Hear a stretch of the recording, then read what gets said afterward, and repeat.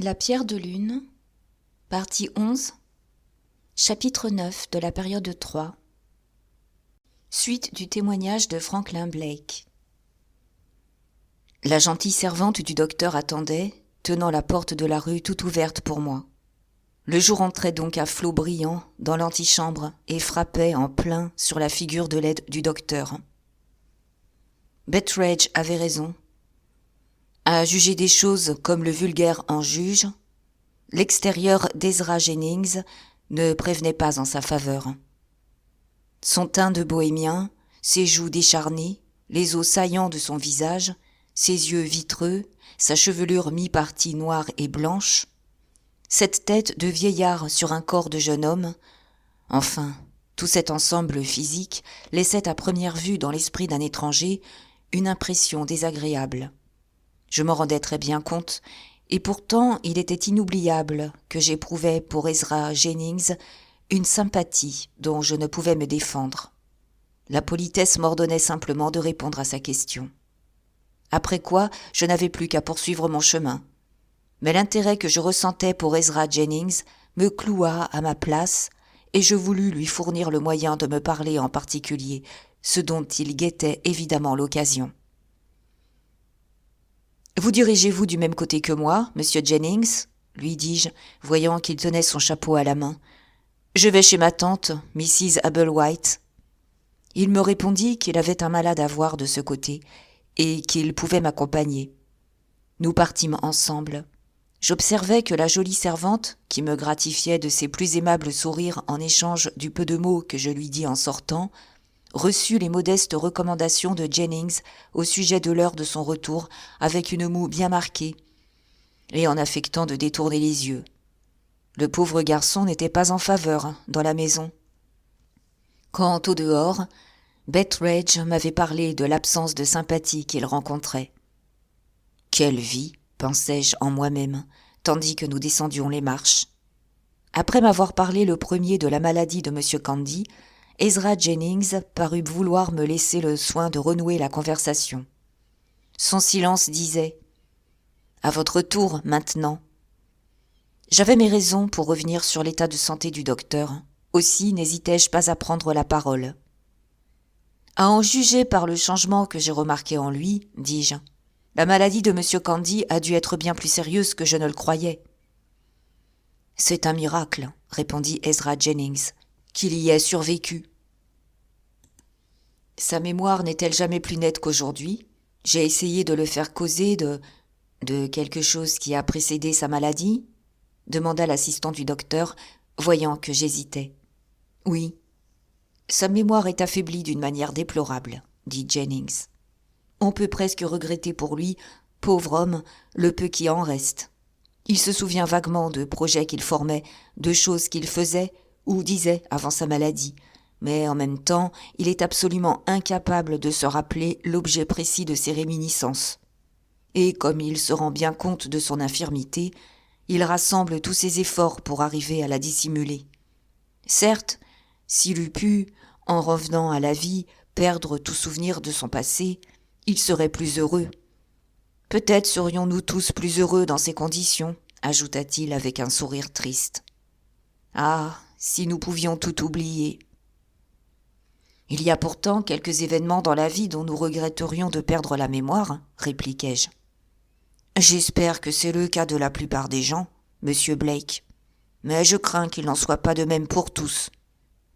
Avez-vous quelque raison de croire que le souvenir que M. Candy essayait en vain de retrouver pendant votre entretien avec lui avait une importance réelle pour vous ? En disant ces mots, il touchait de lui-même au sujet sur lequel je désirais ardemment le consulter. Le sentiment qui m'attirait vers cet étrange personnage m'avait porté à lui fournir l'occasion de ce tête-à-tête. Je me réservais de m'ouvrir ensuite à lui s'il m'offrait des garanties suffisantes de délicatesse et de discrétion. Le peu que j'avais entendu me prouvait du moins que j'avais affaire à un gentleman. Il possédait dans sa personne ce que j'oserais nommer le calme inné, qui est un signe de bonne éducation, non seulement en Angleterre, mais dans tous les pays où on le rencontre. Quel que fût le but de la question qu'il m'adressait, je crus pouvoir y répondre en toute confiance. Je présume, en effet, qu'il est d'un grand intérêt pour moi de ressaisir le fil des souvenirs de M. Candy, répondis-je. Oserais-je vous demander si vous pourriez m'indiquer un moyen de venir en aide à sa mémoire ? Ezra Jennings me regarda, et un éclair brilla soudain dans ses yeux doux et profonds. La mémoire ne saurait être rendue à M. Candy, me dit-il. J'en parle malheureusement en connaissance de cause pour avoir plusieurs fois tenté l'entreprise depuis son rétablissement. J'éprouvais un vif désappointement et ne le lui cachai point. J'avoue que j'espérais une réponse moins décourageante, lui dis-je. Ezra Jennings sourit. Ce n'est peut-être pas là une réponse définitive, monsieur Blake. Il existe, je crois, un moyen de rassembler les souvenirs de M. Candy sans faire un appel direct à sa mémoire. En vérité, est-ce alors une indiscrétion de ma part de vous demander comment ? Nullement. La seule difficulté pour répondre à votre question est celle de pouvoir m'expliquer. Aurez-vous la patience de m'entendre si je reviens encore sur la maladie de M. Candy et si j'en parle sans vous épargner les détails techniques ? Continuez, je vous en prie. Vous excitez d'avance ma curiosité. Mon ardeur parut l'amuser, ou plutôt, je puis dire qu'elle l'intéressa à moi. Il sourit de nouveau. Nous venions de quitter les dernières maisons de la ville. Ezra Jennings s'arrêta un instant et cueillit quelques fleurs sauvages dans la haie qui bordait la route. « Qu'elles sont belles !» dit-il simplement en me montrant son petit bouquet. « Et combien peu de personnes en Angleterre savent les apprécier !»« Vous n'avez pas toujours vécu en Angleterre, lui dis-je. »« Non, je suis né et j'ai passé une partie de mon enfance aux colonies. Mon père était anglais, mais ma mère... Nous nous écartons de notre sujet, monsieur Blake, et par ma faute. Le fait est que ces modestes petites fleurs me rappellent bien des souvenirs. Mais laissons cela, nous parlions de monsieur Candy. Revenons à lui. En réunissant le peu de détails personnels qui venaient de lui échapper malgré lui à cette mélancolique appréciation du bonheur qu'il plaçait dans l'oubli du passé, je fus conduit à penser que l'expression de sa physionomie trahissait la vérité, au moins sur 2 points, c'est-à-dire qu'il avait souffert d'une façon exceptionnelle et que le sang anglais était mêlé chez lui à celui d'une race étrangère. « Vous connaissez, je pense, reprit-il, l'origine de la maladie de M. Candy. Il tombait une pluie abondante le soir de son retour de chez Lady Verinder. Le docteur revint dans sa voiture découverte et fut mouillé jusqu'aux os. À son arrivée, il se trouva appelé pour un cas urgent et s'y rendit malheureusement sans changer de linge. J'étais moi-même retenu cette nuit-là par un malade à quelque distance de Freising Hall. Lorsque je revins vers le matin, le groom du docteur m'attendait anxieusement pour me conduire près de son maître. J'arrivais trop tard. La maladie avait commencé son œuvre. On m'a parlé de cette maladie comme d'une espèce de fièvre, dis-je. Je ne pourrais rien préciser, répondit Ezra Jennings, car jusqu'à la fin, la fièvre n'eut aucun caractère bien tranché. J'envoyai chercher 2 amis de M. Candy, docteur de la ville, afin d'avoir leur opinion. Ils trouvèrent comme moi la situation très grave, mais nous différâmes du tout au tout tant sur le mode de médication à suivre que sur les conclusions à tirer de l'état du pouls. Comme il était des plus accélérés, les 2 médecins opinèrent pour un traitement calmant. Quant à moi, bien que j'admisse la justesse de ce diagnostic, l'extrême faiblesse des pulsations me démontrait la nécessité de soutenir à tout prix un tempérament épuisé. Je me prononçai donc pour l'emploi des stimulants. Les docteurs insistèrent pour mettre le malade au régime du gruau, de la limonade, enfin de tous les rafraîchissants. Moi, je proposais le champagne, l'eau-de-vie, l'ammoniaque et le quinine. Vous voyez que le dissentiment était complet entre nous. Et dans quelles conditions s'établissait cette divergence d'opinion ?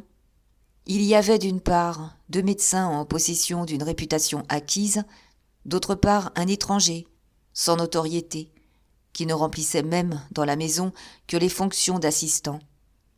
Pendant les premiers jours, force me fut de déférer à l'autorité de mes anciens, et le malade baissa visiblement.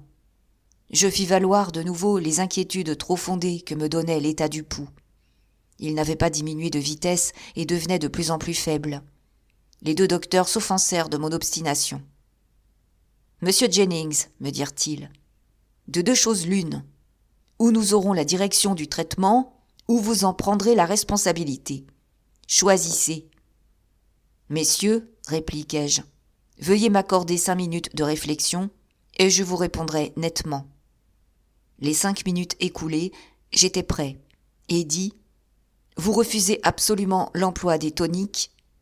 Ils refusèrent en termes formels. « Alors, je l'essayerai, messieurs. »« À votre aise, monsieur Jennings. Mais dès ce moment, nous n'avons plus rien à faire ici. » J'envoyai chercher à la cave une bouteille de champagne et j'en donnai de ma main un plein verre au malade. Les 2 médecins prirent silencieusement leurs chapeaux et quittèrent la maison. « Vous assumiez en effet une sérieuse responsabilité, dis-je, et je crois qu'à votre place, je n'aurais pas osé l'affronter. Si vous aviez été à ma place, monsieur Blake, vous vous seriez souvenu que monsieur Candy vous avait accueilli dans des circonstances qui vous faisaient son obligé pour toute votre vie. À ma place, le voyant s'affaiblir d'heure en heure, vous eussiez tout risqué plutôt que de laisser périr sous vos yeux le seul homme qui se fût montré votre ami. Ne croyez pas que j'ignorasse la terrible situation dans laquelle je me plaçais. Il y avait bien des heures où je sentais mon cruel isolement et mon effrayante responsabilité. Si j'avais eu une vie heureuse, je crois que j'eusse faibli devant ma tâche. Mais je ne pouvais me reporter à aucun temps paisible et heureux dont le contraste eût augmenté mon anxiété et mes incertitudes actuelles. Aussi, je restai inébranlable dans ma résolution. Je pris le repos qui m'était indispensable vers le milieu du jour, lorsque mon malade allait le moins mal, et je ne quittai pas son chevet pendant tout le reste des 24 heures, tant que sa vie fut en danger. Vers la fin de la journée, le délire inhérent à cette sorte de maladie éclata. Il dura toute la nuit. Puis il y eut une intermittence vers cette terrible phase, de 2 heures à 5 heures du matin. Alors que les ressorts de la vie sont le plus détendus, même chez les mieux constitués d'entre nous, c'est alors que la mort fait sa moisson la plus abondante. C'est alors aussi que la mort et moi, nous nous livrâmes au chevet de M. Candy un combat dont sa vie était le prix. Je n'hésitais jamais à poursuivre le traitement énergique que je regardais comme son salut. Je fis succéder les spiritueux au vin. Lorsque les autres stimulants perdirent de leur action, je doublai la dose. Après des angoisses telles que j'espère, grâce à Dieu, n'en plus jamais ressentir de semblable, il vint un jour où le pouls baissa dans une mesure appréciable, quoique très légère. Puis les mouvements se régularisèrent et une amélioration générale se manifesta. Alors je sentis que je l'avais sauvé et j'avoue que je faiblis à mon tour. Je passai la main amaigrie de mon pauvre ami sur la couverture et je fondis en larmes. Ce fut un effet de nerfs, monsieur Blake, rien de plus. La physiologie déclare qu'il y a des hommes nés avec un tempérament de femme, et je suis de ce nombre. Il me donna cette excuse toute professionnelle de sa sensibilité, tranquillement, sans affectation, comme il s'était exprimé jusqu'à présent. Sa voix, ses manières d'un bout à l'autre me prouvèrent qu'il tenait avant tout à ne pas poser devant moi pour l'homme intéressant. « Vous pourriez me demander pourquoi je vous ennuie de tant de détails, poursuivit-il. C'était la seule manière, monsieur Blake, de bien amener ce qu'il me reste à vous dire. Vous voyez d'ici quelle était ma position vis-à-vis de monsieur Candy, et vous comprendrez le besoin que j'éprouvais d'alléger parfois mon esprit de ces lourdes préoccupations. J'ai eu la présomption d'employer mes loisirs, depuis quelques années, à écrire un ouvrage destiné à mes confrères et traitant d'un sujet compliqué et délicat. Le cerveau et le système nerveux. Mon ouvrage ne sera sans doute jamais achevé et encore moins publié. Il n'en a pas moins été le compagnon de bien des heures de solitude. Ce travail m'a aidé à traverser les jours difficiles de la maladie de M. Candy. Je vous ai parlé, je crois, de son délire et du moment où cette phase de la maladie se déclara. Oui. J'étais arrivé alors à la partie de mon livre qui touchait à cette même question du délire. Je ne vous fatiguerai pas de mes théories à ce sujet, je me bornerai à vous parler de ce qui nous intéresse ici. Durant le cours de ma pratique médicale, je m'étais souvent demandé si, dans les cas de délire, l'absence de suite dans le langage implique nécessairement le manque de liaison dans les idées. L'état du pauvre docteur me donna l'occasion de fixer mes doutes à cet égard. J'ai appris à sténographier, et je pus ainsi recueillir de la façon la plus exacte toutes les divagations du malade. Voyez-vous enfin, monsieur Blake, où je veux en venir ? Je l'apercevais bien, et j'attendais impatiemment la suite du récit. Dans mes moments de loisir, reprit Jennings, je mettais au net mes notes sténographiques, les traduisant en caractères ordinaires et laissant de grands intervalles entre les lambeaux de phrases et les mots isolés qui avaient échappé à M. Candy. Après quoi, pour découvrir le sens de cet ensemble incohérent, je fis ce que font les enfants quand ils assemblent les pièces d'un casse-tête. Au premier abord, l'embrouillamini paraît inextricable, mais dès que vous avez trouvé la manière de vous y prendre, la suite marche toute seule. Conformément à cette donnée, je remplis les espaces blancs avec les mots et les phrases que je présumais devoir rendre le mieux la pensée du docteur. Je procédais par retouches successives jusqu'à ce que les passages intercalés s'adaptassent naturellement à ceux qui les précédaient et à ceux qui les suivaient. Le résultat final fut d'abord que j'occupais ainsi bien des heures sans emploi, puis que j'arrivais à reconnaître la justesse de ma théorie. En 2 mots, après avoir rapproché ces fragments les uns des autres, j'acquis la preuve que, si la faculté de s'exprimer était gravement altérée chez mon malade, il gardait, dans une mesure assez large, la faculté d'enchaîner ses idées. « Un mot seulement, m'écriai-je. Mon nom était-il souvent prononcé au milieu de ces divagations ? Vous le verrez, monsieur Blake. Au nombre des preuves écrites qui viennent à l'appui de mon assertion, il y a une série où votre nom se rencontre souvent. Car pendant presque toute une nuit, M. Candy ne parut occupé que de quelque chose qui se serait passé entre vous et lui. Je reproduis par écrit les paroles incohérentes qu'il prononçait dans le délire, et j'ai réuni sur une autre feuille de papier les transitions destinées, suivant moi, à lier entre eux ces propos interrompus. Le produit, comme disent les mathématiciens, offre un sens intelligible. Il s'agit d'abord d'une action que M. Candy avait faite dans le passé, puis de quelque chose qu'il comptait faire dans l'avenir si la maladie ne l'en avait point empêché. Reste à savoir maintenant si cela représente, ou non, le souvenir absent qu'il cherchait à retrouver ce matin lors de votre visite. Il ne saurait y avoir de doute, fis-je. Retournons tout de suite et examinons ces papiers. C'est absolument impossible, monsieur Blake. Et comment cela ? Supposez que vous ayez donné vos soins à un ami malade. Iriez-vous confier à un tiers des paroles prononcées dans le délire, sans vous être assuré au préalable qu'un intérêt majeur légitimait votre indiscrétion ? Je sentis qu'il n'y avait rien à répondre, mais j'essayai néanmoins de tourner la difficulté. En pareil cas, lui dis-je, je me demanderai avant tout si cette divulgation est, oui ou non, de nature à compromettre mon ami. Il y a longtemps, me répondit Ezra Jennings, que j'ai paré à cette éventualité, en détruisant toutes les notes dont le contenu eût pu embarrasser M. Candy.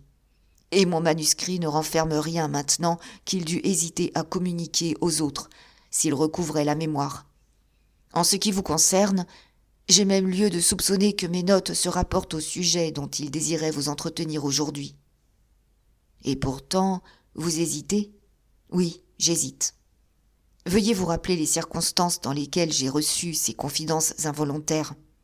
Quelque peu dangereuses qu'elles soient, je ne puis me décider à vous les communiquer sans être convaincu du prix qu'elles ont pour vous. Il était tellement sans défense, monsieur Blake. Je lui étais si nécessaire. Me permettez-vous de vous demander de quel intérêt ce souvenir absent est pour vous et à quoi il se rattache suivant vous ? Pour lui répondre avec la franchise que son langage et ses manières réclamaient de moi, il eût fallu lui avouer que j'étais soupçonné d'avoir volé le diamant. Bien que Ezra Jennings eût amplement justifié la sympathie qu'il m'inspirait, Je n'avais pu encore surmonter la répugnance que j'éprouvais à lui faire connaître ma déplorable position. Je recourus donc de nouveau aux phrases d'explication banales que j'avais préparées en vue de dérouter la curiosité des étrangers. Cette fois, je n'eus pas lieu de me plaindre qu'on prêtât à mes paroles une oreille distraite.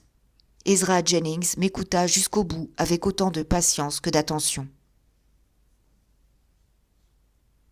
« Je suis fâché d'avoir excité vos espérances, monsieur Blake, sans pouvoir ensuite les réaliser, dit-il. Pendant toute la durée de sa maladie, jamais un mot relatif au diamant ne s'est échappé de la bouche du docteur.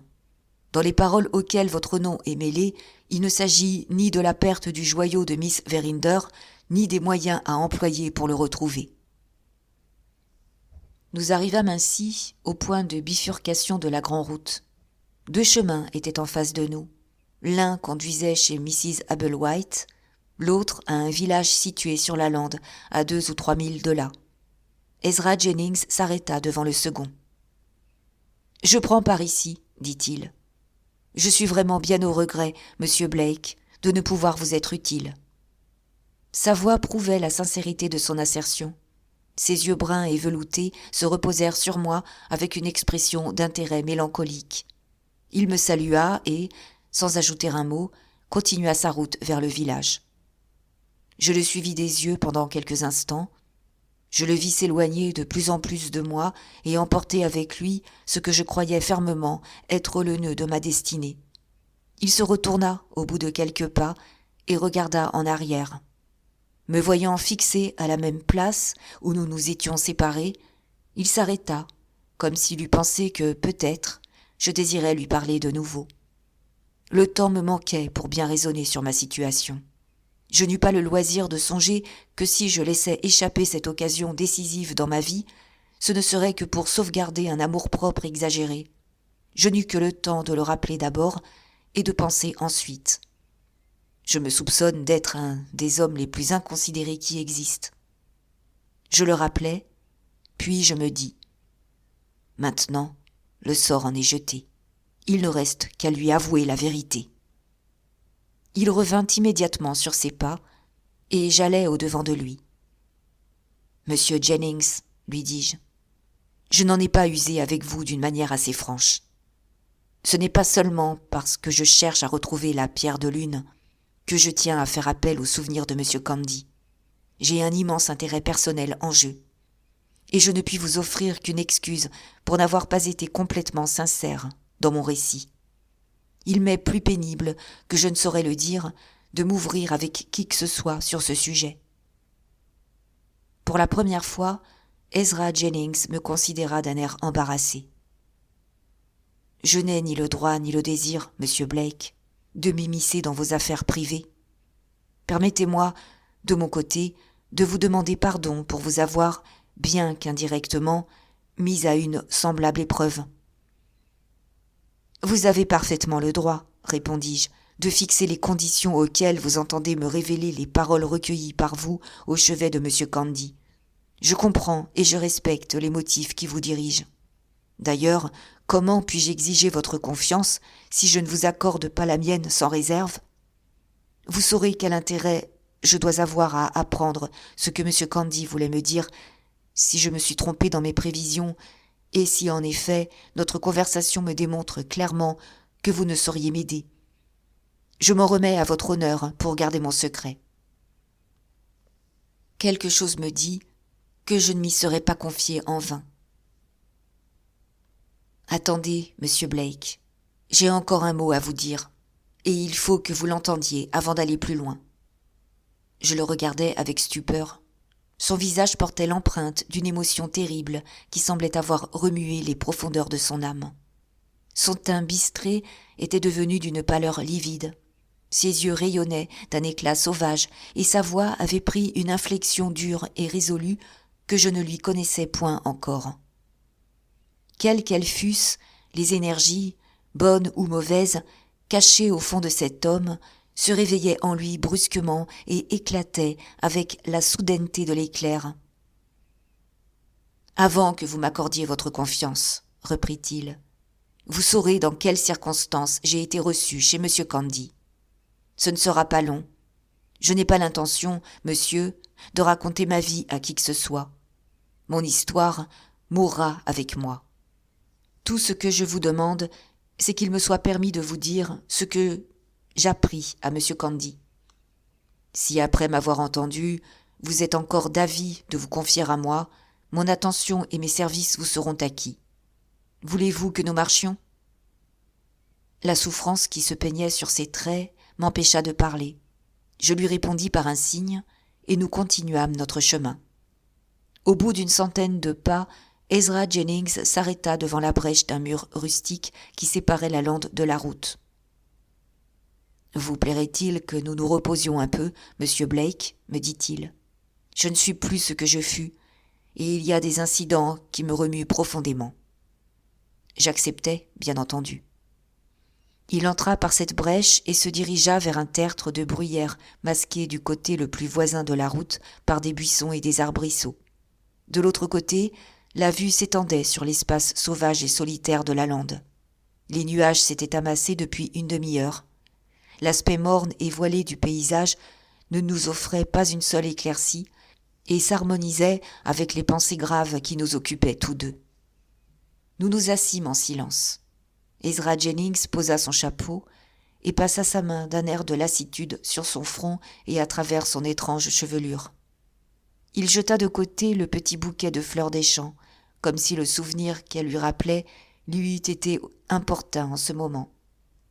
« Monsieur Blake, dit-il brusquement, vous êtes en mauvaise compagnie. Je vis sous le coup d'une terrible accusation depuis bien des années déjà. Je vous ferai un aveu complet en 2 mots. Ma vie est détruite et ma réputation perdue. » Je voulus parler. Il m'arrêta. « Non, dit-il. Pardon, mais pas encore. Ne vous laissez pas aller à me témoigner une sympathie que peut-être vous regretteriez ensuite. Je viens de mentionner une accusation qui pèse sur moi depuis des années. Il s'y mêle des circonstances toutes à mon désavantage. Je ne puis vous faire connaître la nature du crime que l'on m'impute, et je suis incapable, absolument incapable, de prouver mon innocence. Je ne puis que l'affirmer. Je jure, monsieur, que je suis innocent. J'en fais le serment comme chrétien, puisqu'on ne peut plus en appeler à mon honneur comme homme. » Il s'arrêta de nouveau, et je levai les yeux sur lui. Il semblait absorbé tout entier dans les douloureux souvenirs qu'il évoquait et dans l'effort qu'il faisait pour en parler. « J'aurais beaucoup à dire, » poursuivit-il, « sur le traitement impitoyable que j'ai subi dans ma famille et sur l'inimitié cruelle dont je fus la victime. Mais le mal est fait. Il est irréparable maintenant, et je ne veux pas lasser votre attention. Au début de la carrière que j'entrepris de suivre en Angleterre, la hideuse calomnie à laquelle j'ai fait allusion m'atteignit et anéantit à jamais mon avenir. Je renonçais à mes espérances. Il ne me restait qu'à m'ensevelir dans l'obscurité. Je me séparais de la femme que j'aimais. Pouvais-je la condamner à partager mon malheur ? Un emploi de médecin assistant s'offrit à moi dans un coin perdu de l'Angleterre. Je fus agréé. Je pouvais y rencontrer le repos. Je pensais avoir enfin trouvé l'oubli. Je me trompais. Il n'y a point de distance qui mette à l'abri des bruits malveillants. L'accusation qui m'avait chassé de ma première résidence me poursuivit dans ma retraite.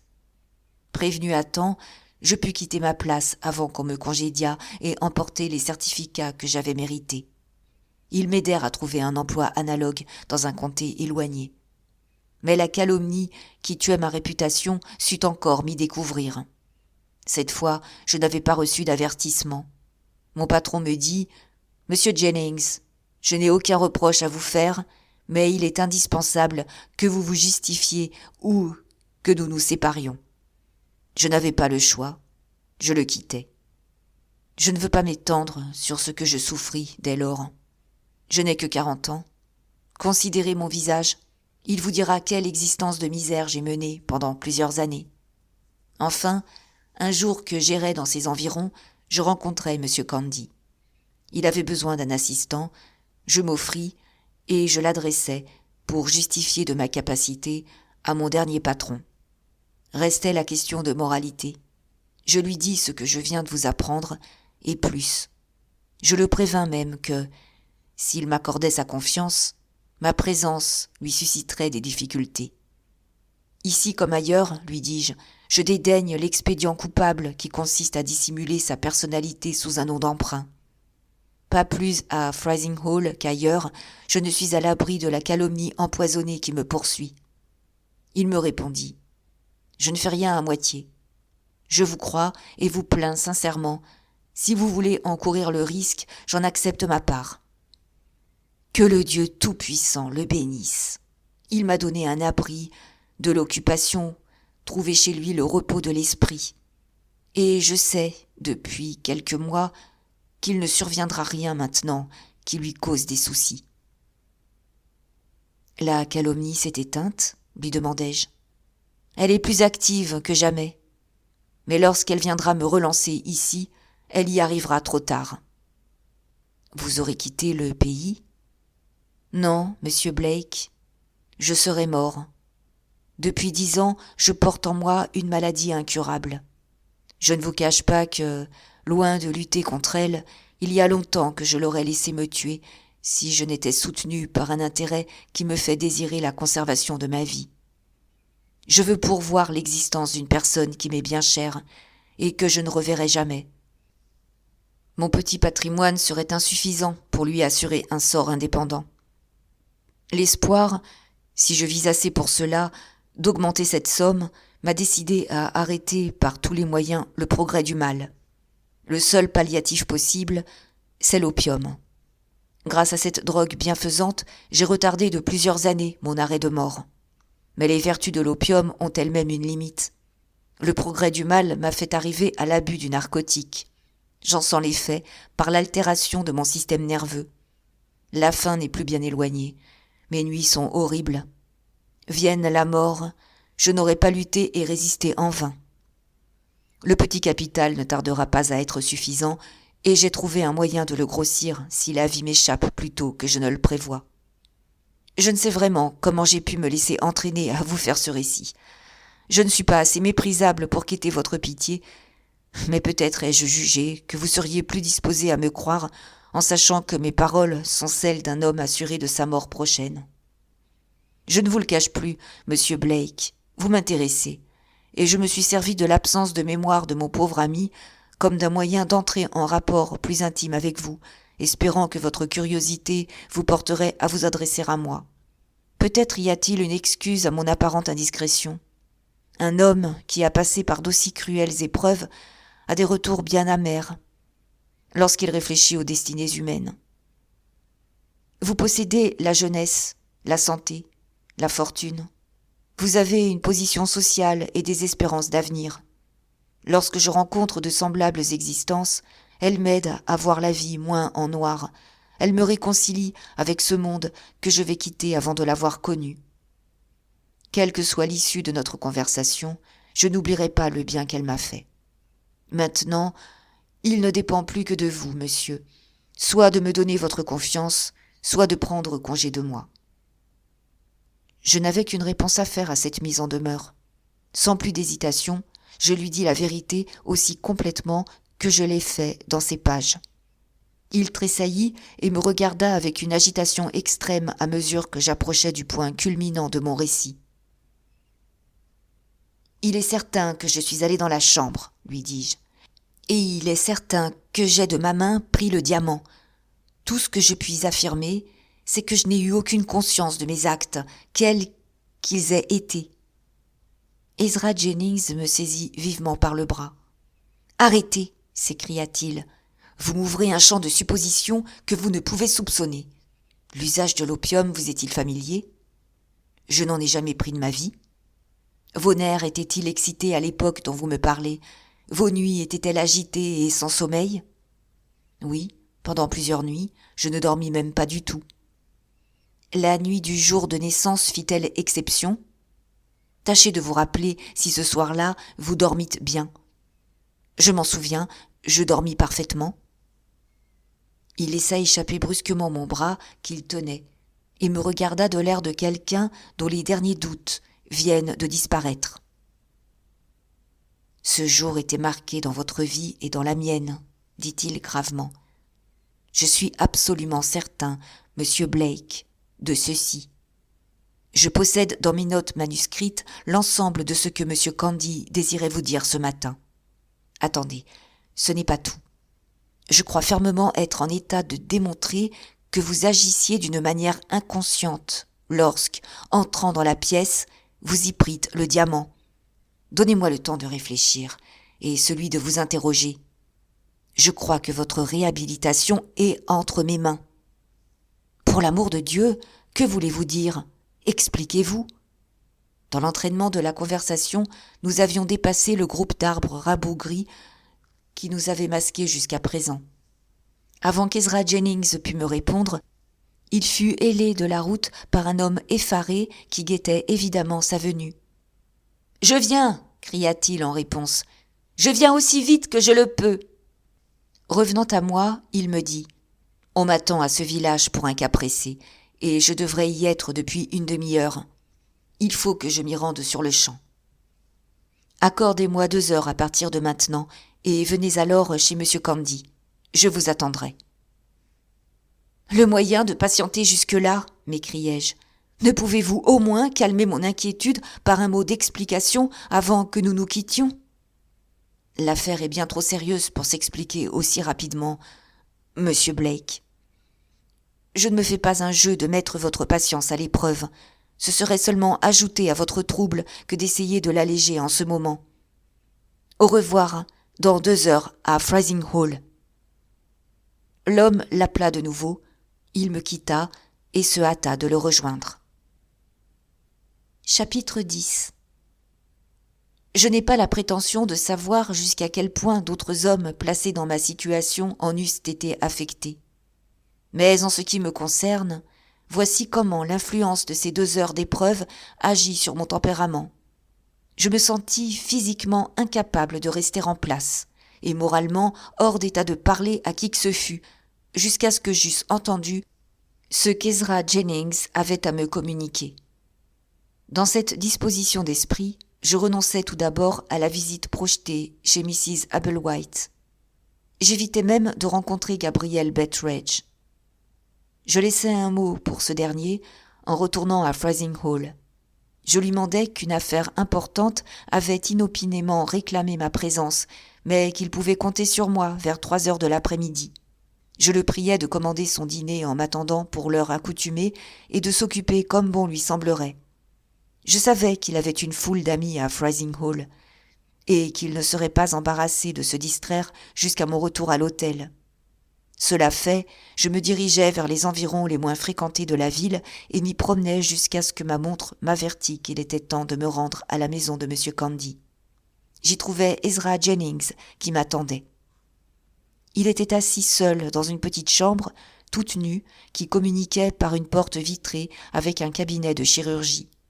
De hideux dessins coloriés représentant d'affreuses maladies ornaient seuls les murs peints en jaune. Une bibliothèque remplie de bouquins de médecine et au sommet de laquelle la place d'ordinaire réservée à un buste était occupée par une tête de mort, une grande table en sapin barbouillée d'encre, des chaises en bois comme on en voit dans les auberges, un tapis râpé au milieu de la chambre, enfin une fontaine à cuvette appliquée au mur et dont la vue peu récréative rappelait à l'esprit les opérations chirurgicales, tel était le mobilier de cette triste salle. Les abeilles bourdonnaient parmi quelques pots de fleurs placés sur la fenêtre, les oiseaux chantaient dans le jardin, et le tapotement d'un piano du voisinage mêlait son bruit à ces sons divers. Partout ailleurs, l'écho joyeux de la ville extérieure eût été le bienvenu, mais ici il semblait déplacé, au milieu de ce silence que la souffrance humaine avait seule le droit de troubler. En apercevant sur un rayon de la bibliothèque une trousse et un paquet de charpies, je ne pus m'empêcher de frémir, car je songeais au genre de son que devait entendre habituellement la chambre d'Ezra Jennings. « Je ne vous ferai pas d'excuses, monsieur Blake, me dit-il, sur le lieu où je vous reçois. C'est la seule pièce où, à cette heure de la journée, nous soyons sûrs de n'être pas dérangés. Voici mes papiers tout prêts, et 2 livres auxquels nous pourrons avoir recours avant la fin de notre conférence. Rapprochez votre chaise de la table et nous nous mettrons à l'ouvrage ensemble. » Je m'avançai et Ezra Jennings me tendit ses notes manuscrites. Elles se composaient de 2 feuilles de papier in-folio. L'une n'était recouverte d'écriture qu'à intervalles inégaux, l'autre était remplie d'un bout à l'autre, et les caractères étaient tracés tantôt à l'encre rouge, tantôt à l'encre noire. Dans l'état d'irritation où me jetait ma curiosité, je repoussai cette dernière feuille avec découragement. « Prenez compassion de moi, lui dis-je. Mettez-moi au courant de ce qui m'attend avant que j'essaye de lire cela. »« Volontiers, monsieur Blake. Me permettez-vous de vous faire encore quelques questions ? Demandez-moi tout ce que vous voudrez. » Il me sourit tristement et un affectueux intérêt se peignit dans son regard. « Vous m'avez déjà dit que jamais, à votre connaissance, vous ne prîtes d'opium ? » ?»« Jamais, que je sache, répondis-je. »« Vous comprendrez tout à l'heure la portée de ma question. Continuons. Je ne répéterai pas toutes mes demandes précédentes. J'insiste seulement sur le point qu'après de longues insomnies, la nuit du vol fut pour vous une nuit de profond sommeil. Est-ce bien exact ? Parfaitement. À quelle cause attribuez-vous votre état nerveux et votre manque de sommeil ? Je n'en vois aucune, à moins d'admettre l'hypothèse de Betteredge, mais ce n'est pas la peine d'en parler. Pardon, tout a son importance dans cette affaire-ci. Comment Betteredge expliquait-il vos insomnies ? Elles venaient, suivant lui, de ce que j'avais cessé de fumer. Fumiez-vous habituellement ? Oui. Avez-vous interrompu brusquement ? Oui. Betteredge était dans le vrai, monsieur Blake. Lorsque le tabac est devenu une habitude, il faut un tempérament exceptionnel pour y renoncer tout d'un coup sans que le système nerveux s'en ressente momentanément. Je ne m'étonne plus maintenant que vous ayez eu des nuits agitées. J'ai à présent une question à vous faire au sujet de M. Candy. Vous souvient-il, le soir du dîner, d'avoir engagé avec lui quelques discussions relatives à la médecine ? La question réveilla en moi un des souvenirs qui m'avaient échappé parmi les incidents du jour de naissance. Le 10e chapitre de la narration de Betteredge entre dans plus de détails qu'il ne le faudrait au sujet de la sotte dispute que j'eus alors avec M. Candy. J'y avais si peu songé depuis que ces mêmes détails étaient sortis de ma mémoire. Tout ce que je pus me rappeler et raconter à Ezra Jennings fut que, pendant le repas, j'avais attaqué la médecine assez inconsidérément pour faire perdre sa bonne humeur à M. Candy. Je me souviens aussi que l'intervention de Lady Verinder avait clos le débat. Après quoi, le petit docteur et moi avions fait la paix, comme disent les enfants, et nous étions redevenus bons amis avant de nous séparer. « Il reste un point très important pour moi à éclaircir, » me dit Jennings. « Aviez-vous quelque raison pour éprouver une inquiétude particulière au sujet du diamant, à l'époque dont nous parlons là ? » J'avais les motifs les plus puissants pour en être préoccupé, répondis-je. Je le savais l'objet d'une conjuration, et j'avais été averti des mesures de précaution qu'exigeait la sûreté de Miss Verinder depuis qu'elle était entrée en possession de la pierre.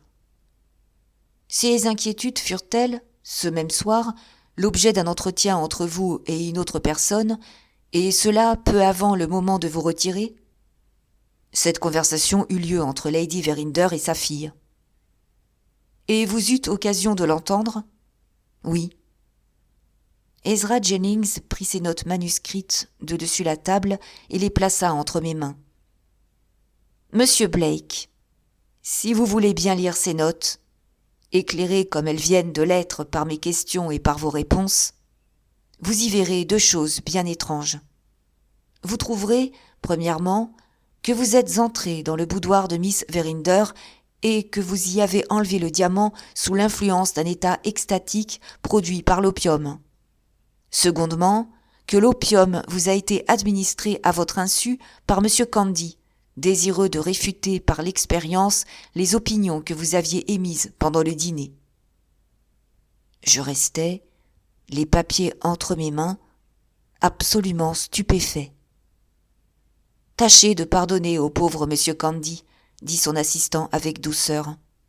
Il a causé de grands malheurs, je l'avoue, mais sa volonté n'y était pour rien. En parcourant ses notes, vous y verrez que, si la maladie ne l'en eût empêché, il comptait dès le lendemain matin retourner chez Lady Verinder et vous avouer le tour qu'il vous avait joué.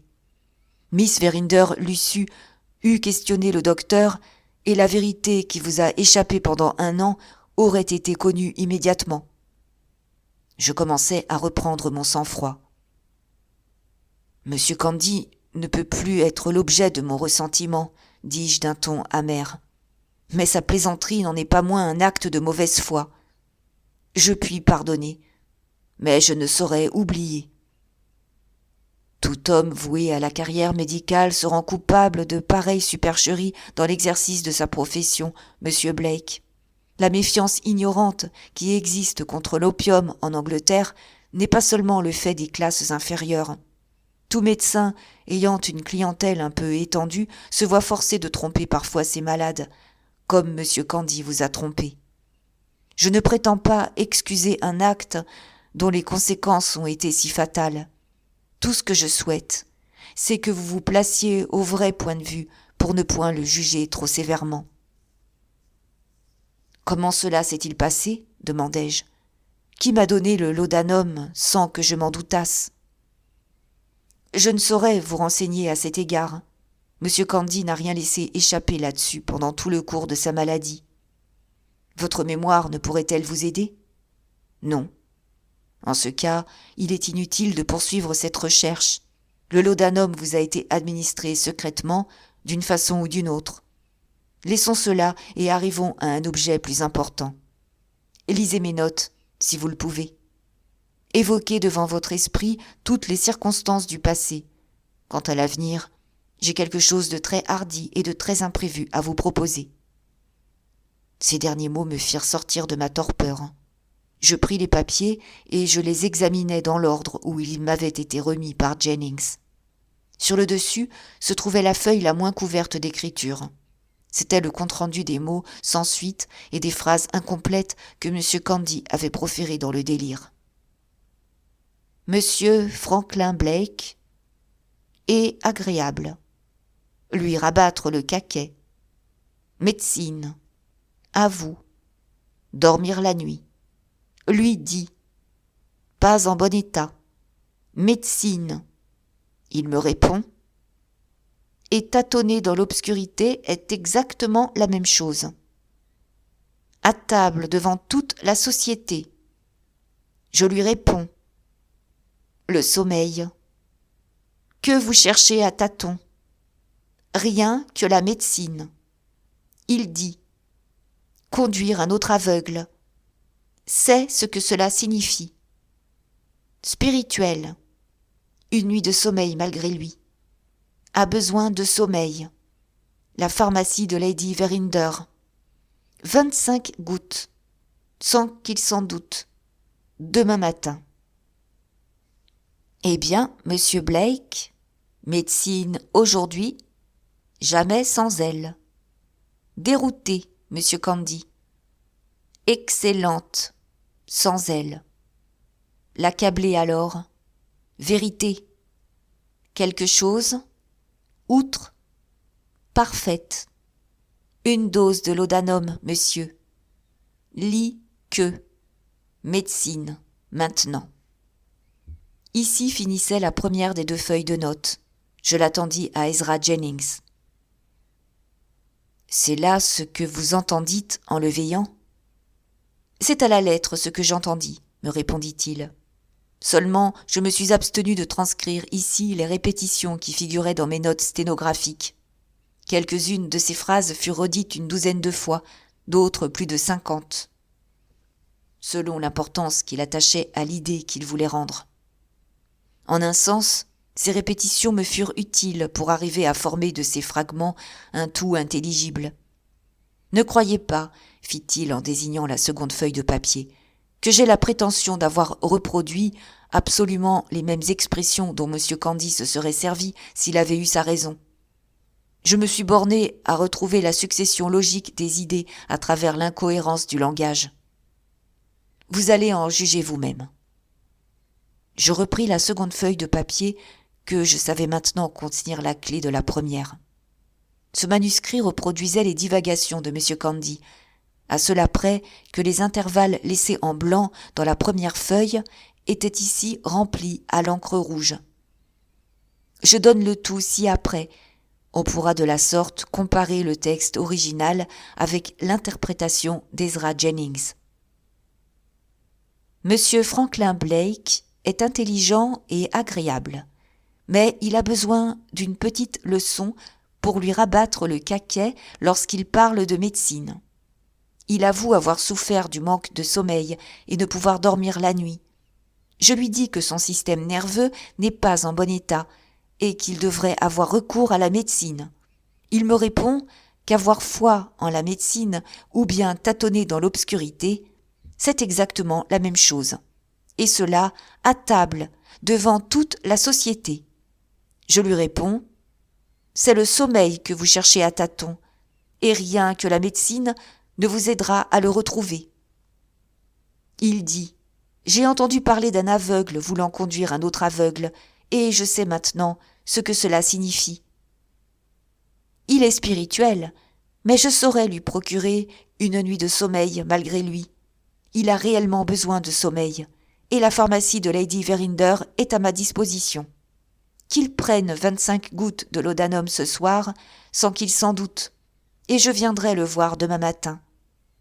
Eh bien, monsieur Blake, voulez-vous essayer d'un peu de médecine aujourd'hui ? Vous ne dormirez jamais sans elle. Vous voilà bien dérouté, monsieur Candy. J'ai eu une excellente nuit sans elle. Alors ce sera à mon tour de l'accabler par l'aveu de la vérité. Vous avez pris quelque chose, outre votre nuit parfaite. Vous avez pris une dose de laudanum, monsieur, avant de vous mettre au lit. Et maintenant, que direz-vous de la médecine, je vous prie ?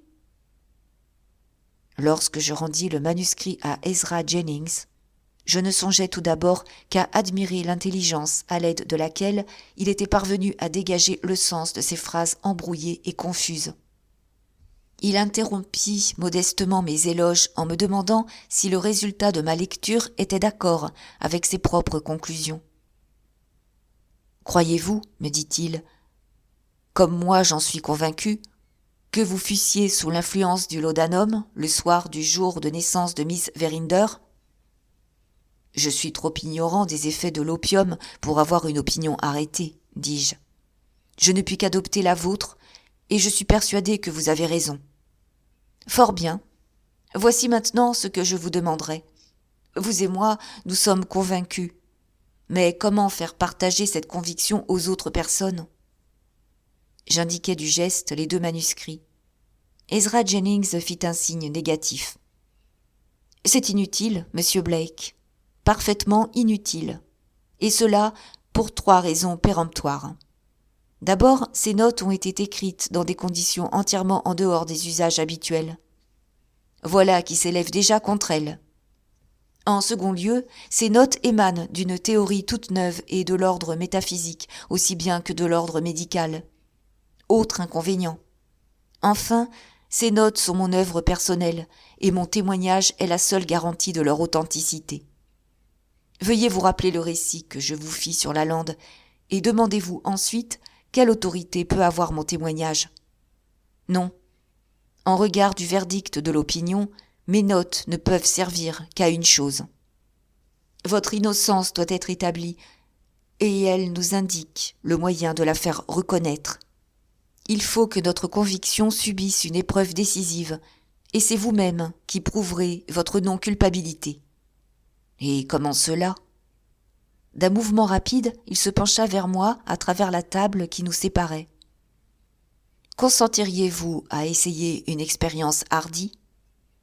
Je me soumettrai à n'importe quelle épreuve pour me justifier des soupçons qui pèsent actuellement sur moi.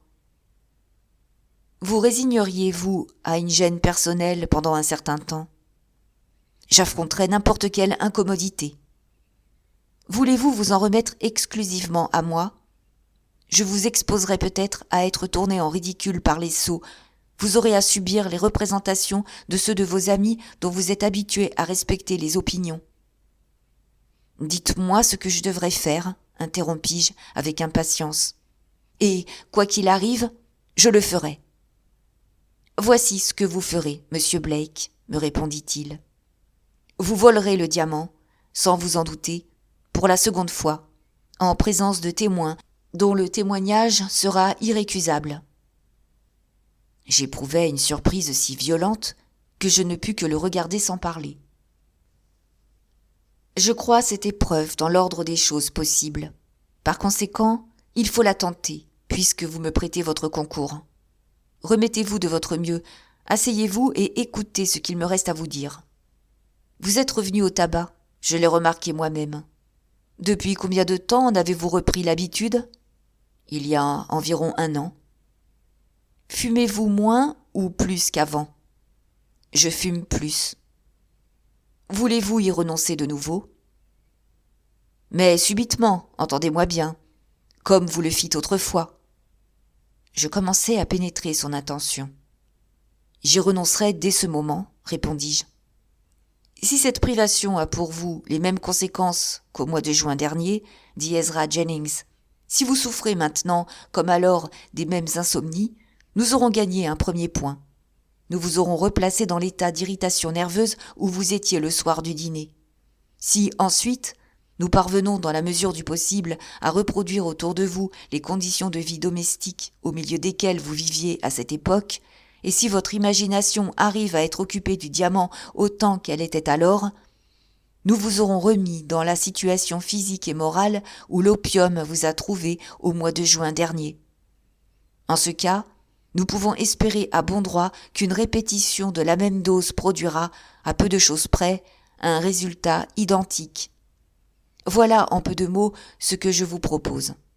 Maintenant, vous allez savoir quelle raison m'autorise à avoir foi dans cette expérience.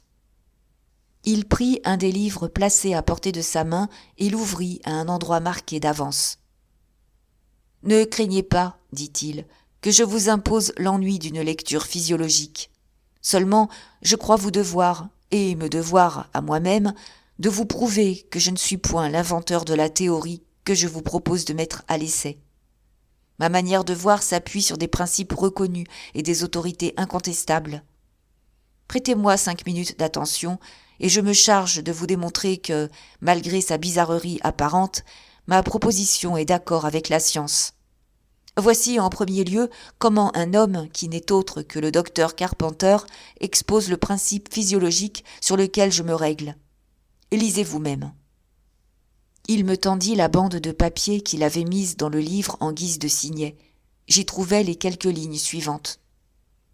Il y a beaucoup de raisons pour croire que toutes les sensations qui ont été reçues par une perception intérieure sont fixées, pour ainsi dire, dans le cerveau et peuvent se reproduire au bout d'un certain temps, bien que l'esprit n'ait pas conscience de l'existence de cette sensation tant que dure la période intermédiaire.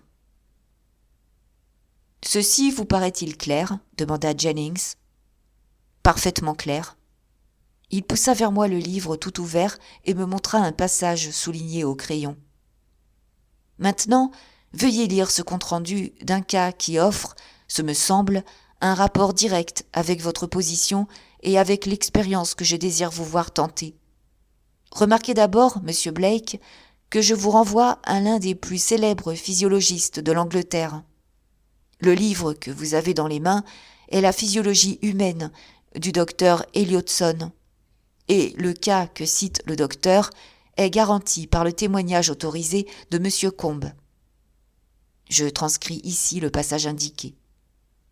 Le docteur Abel m'a entretenu, dit monsieur Combe, d'un homme de peine irlandais employé dans un magasin qui, une fois hors de l'état d'ivresse, oubliait tout ce qu'il avait fait étant gris. S'enivrait-il de nouveau ?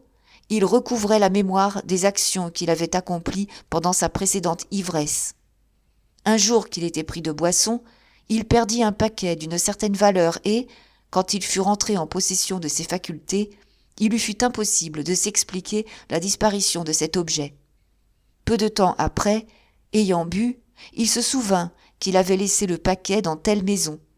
On s'y rendit, et comme l'enveloppe ne portait aucune adresse, on retrouva le paquet au lieu indiqué par l'homme de peine. « Voilà qui est concluant, n'est-ce pas ?» demanda Ezra Jennings. « On ne peut plus. » Il ferma le livre en disant « Êtes-vous convaincu que je ne me suis pas avancé sans avoir pour moi des autorités suffisantes ? Sinon, j'ai encore sur ces rayons des livres dont de nombreux passages ont été soulignés pour votre édification. » « Je me déclare entièrement satisfait, répondis-je, sans avoir besoin d'en lire davantage. S'il en est ainsi, nous pouvons en revenir à ce qui touche votre position particulière. Je suis obligé de vous prévenir qu'il y a une objection plausible à faire contre l'expérience que nous projetons. Si nous pouvions reproduire cette année, pour vous, exactement les mêmes circonstances que celles de l'année dernière, il est indubitable que nous arriverions à un résultat identique.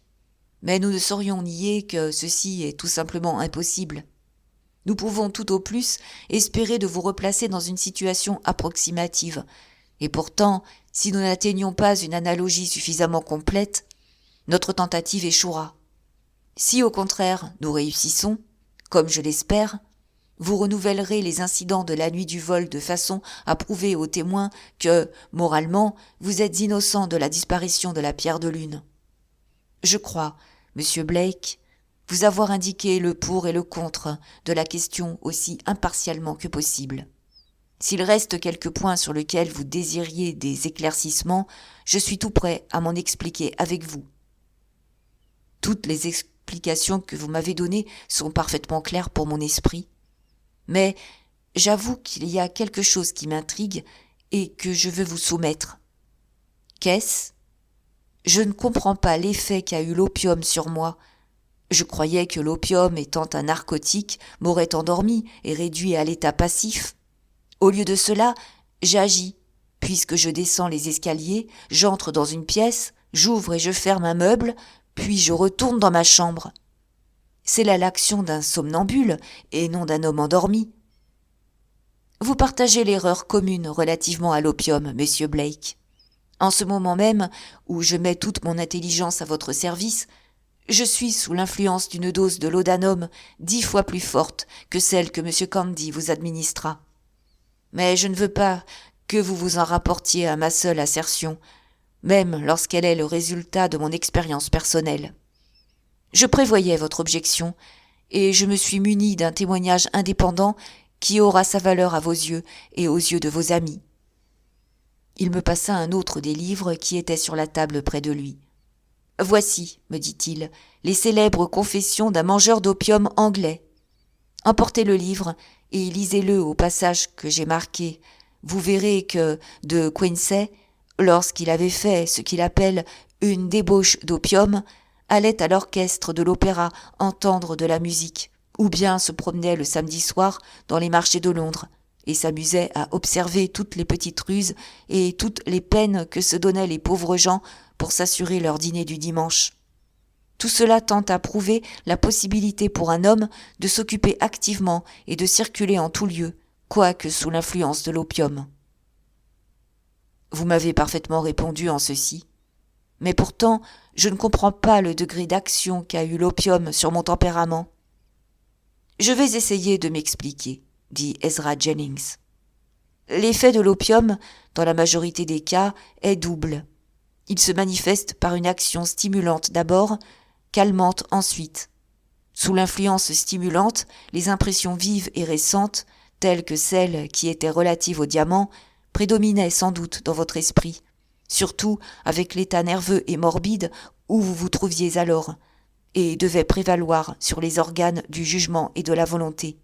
Absolument comme le jugement et la volonté sont esclaves d'un rêve ordinaire. Peu à peu, sous cette influence, les inquiétudes que vous aviez ressenties tout le long du jour au sujet du joyau tendaient à se développer, arrivaient à la fixité et vous poussaient à prendre un parti pour sauvegarder la pierre. Elle devait par suite, en obéissant toujours au même motif, diriger vos pas vers la chambre où vous êtes entré, amener votre main à s'approcher des tiroirs du meuble et à y trouver celui qui contenait le diamant. Sous l'empire de l'ivresse ou de l'hallucination de l'opium, vous avez dû faire cela. Après cette période d'action, l'effet narcotique se sera produit. Vous serez devenu somnolent, puis inerte, et enfin l'anéantissement vous aura envahi. Un peu plus tard, vous serez tombé dans un profond sommeil. Le matin venu, l'effet de l'opium dissipé, vous avez pu vous éveiller aussi ignorant des événements de la nuit que si vous aviez vécu aux antipodes. Ai-je réussi à m'expliquer clairement ? Vous avez été si nette que je vais vous demander la permission de pousser mes questions encore un peu plus loin. Vous me démontrez comment j'ai dû pénétrer dans le boudoir et y prendre le diamant, mais Miss Verinder m'a vu repartir en portant la pierre de lune dans ma main.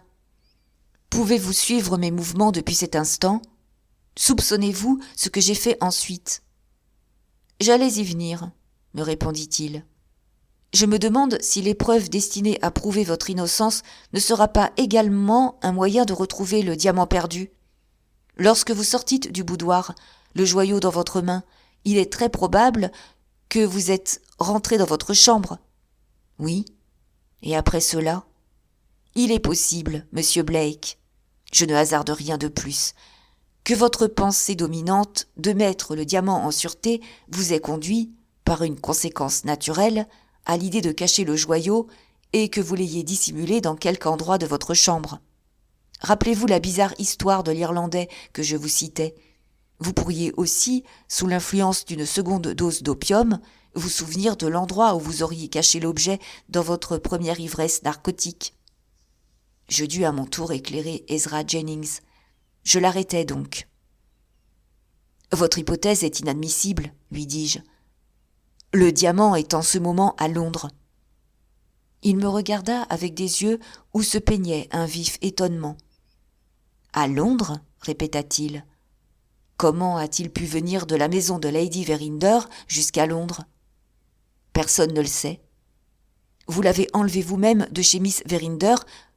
Comment est-il sorti de vos mains ? Je n'ai aucune idée de la façon dont je m'en suis dessaisie. Le revîtes-vous en vous réveillant le lendemain matin ? Non. Miss Verinder est-elle rentrée en possession de la pierre ? Jamais. Monsieur Blake, nous voici aux prises avec une difficulté qui demande à être éclaircie. Puis-je vous prier de me dire comment vous savez que le diamant se trouve en ce moment à Londres ? J'avais posé exactement la même question à monsieur Bruff lorsqu'à mon retour en Angleterre, je commençais mon enquête sur la pierre de lune. Pour répondre à Jennings, je n'eus donc qu'à lui répéter le récit fait par l'avoué et que nos lecteurs connaissent déjà. Il ne me cacha pas que ma réponse ne le satisfaisait point. Malgré la valeur que j'attache à votre jugement et à celui de votre grave conseiller, je maintiens l'opinion que je viens d'émettre. Elle repose, j'en conviens, sur une pure présomption de ma part. Pardonnez-moi pourtant de vous rappeler que la vôtre n'a guère de fondement plus solide. Ce point de vue me frappait par sa nouveauté, et j'étais fort curieux de savoir comment il le développerait. Je maintiens, poursuivit Ezra Jennings, que l'influence de l'opium, après vous avoir poussé à vous emparer du diamant, dans le désir de le mettre à l'abri, a pu également vous porter, sous l'empire du même mobile, à le cacher dans quelque recoin de votre chambre. Selon vous, il est impossible que les conjurés hindous se soient trompés. On les a vus rôder autour de la maison de M. Lecœur en quête du diamant. Donc, il n'y a plus à en douter. Le diamant est entre les mains de M. Lecœur. Mais avez-vous cependant une preuve certaine que la pierre de lune ait été portée à Londres ? Vous ignorez même jusqu'à présent comment ou par qui le joyau aurait été emporté hors de la maison de Lady Verinder. Êtes-vous sûr que ce soit ce même joyau qui ait été mis en gage chez M. Lecœur ? Lui, au contraire, affirme n'avoir jamais entendu parler de la pierre de lune. Le reçu de son banquier ne porte absolument que la reconnaissance d'un objet de grand prix. Les Indiens supposent que M. Lecœur ment. Vous admettez aussitôt qu'ils ont raison. Tout ce que je puis dire pour défendre mon hypothèse, c'est qu'elle repose sur des données possibles. Que pouvez-vous, M. Blake, invoquer de plus, logiquement ou légalement, en faveur de la vôtre ? Son raisonnement était présenté d'une manière forte et serrée. Je ne pouvais le nier. « J'avoue que vous m'ébranlez, dis-je. Trouveriez-vous mauvais que j'écrivisse à M. Breuf en lui racontant notre entretien ? Tout au contraire. Je serais même fort aise si vous lui écrivez. Nous lui demanderons le concours de son expérience et nous pourrons y puiser de nouvelles lumières. Pour le moment, revenons à l'expérimentation que nous projetons de faire avec l'opium. Il est entendu qu'à partir de ce moment, vous renoncez à fumer. Dès aujourd'hui. Ceci est le premier pas. Nous devrons ensuite aviser à reproduire, autant que faire se pourra, les circonstances dans lesquelles vous vous trouviez l'année dernière. Comment en venir à bout, pensai-je. Lady Verinder était morte. Rachel et moi, nous étions séparés à jamais tant que mon innocence ne serait pas établie. Godfrey Hubblewhite voyageait à l'étranger. Il devenait tout simplement impossible de réunir les personnes qui habitaient la maison un an auparavant. Cette objection première ne parut pas embarrasser Ezra Jennings. Il attachait, me dit-il, peu d'importance à réunir les mêmes individus, puisqu'évidemment, on ne pouvait s'attendre à ce que chacun d'eux reprît le rôle identique qu'il avait vis-à-vis de moi à cette époque. D'autre part, il regardait comme indispensable au succès de notre entreprise que je me retrouvasse au milieu des mêmes objets qui m'environnaient alors dans la maison de ma tante. « Avant toute chose, reprit-il, il faut que vous couchiez dans la chambre où vous avez couché pendant la nuit du vol, et qu'elle soit remeublée d'une façon identique. Les escaliers, les corridors, le salon de Miss Verinder devront être remis exactement dans un état semblable à celui où vous les vîtes alors. Il est absolument nécessaire, Monsieur Blake, que tous les meubles qu'on a changés de place soient réintégrés où ils étaient. Le sacrifice de vos cigares sera inutile si nous n'obtenons de Miss Verinder la permission de disposer ainsi sa maison. »« Et qui lui demandera cette autorisation ?» fis-je. « Ne pouvez-vous donc pas vous en charger ? C'est hors de question. Après ce qui s'est passé entre nous, justement au sujet du diamant, je ne puis ni la voir ni lui écrire, tant que je n'aurai pas prouvé mon innocence à ses yeux. » Ezra Jennings s'arrêta et réfléchit pendant un instant. « Permettez-moi de vous poser une question délicate, dit-il. » Je lui fis signe de poursuivre. « Ai-je raison, Monsieur Blake, de croire, d'après quelques mots qui vous ont échappé, que vous éprouviez autrefois un attachement tout particulier pour Miss Verinder ? Vous ne vous trompez pas. Ce sentiment était-il payé de retour ? Il l'était. Avez-vous lieu de croire que Miss Verinder attacherait encore un grand prix à voir établir la preuve de votre complète innocence ? J'en suis même certain.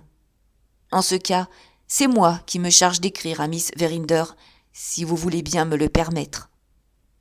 Vous lui parleriez de la proposition que vous m'avez faite ? Je lui dirai tout ce qui s'est passé entre nous dans la journée d'aujourd'hui. Il est inutile d'ajouter que j'acceptais avec reconnaissance le service qu'il offrait de me rendre. « J'ai le temps d'écrire par la poste de ce soir, dit-il en regardant sa montre. N'oubliez pas de bien enfermer vos cigares lorsque vous rentrerez. J'irai vous voir demain matin afin de m'informer de la nuit que vous aurez passée. » Je me levai pour le quitter et m'efforçai de lui exprimer le sentiment d'affectueuse reconnaissance que me faisaient éprouver ses soins. Ezra me serra la main. « Rappelez-vous ce que je vous ai dit sur la lande, me répondit-il.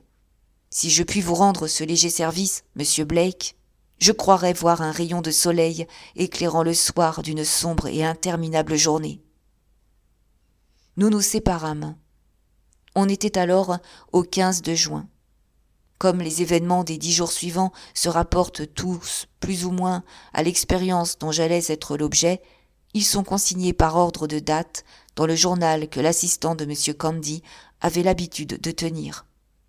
Rien n'a été dissimulé, rien n'a été omis dans ces pages d'Ezra Jennings.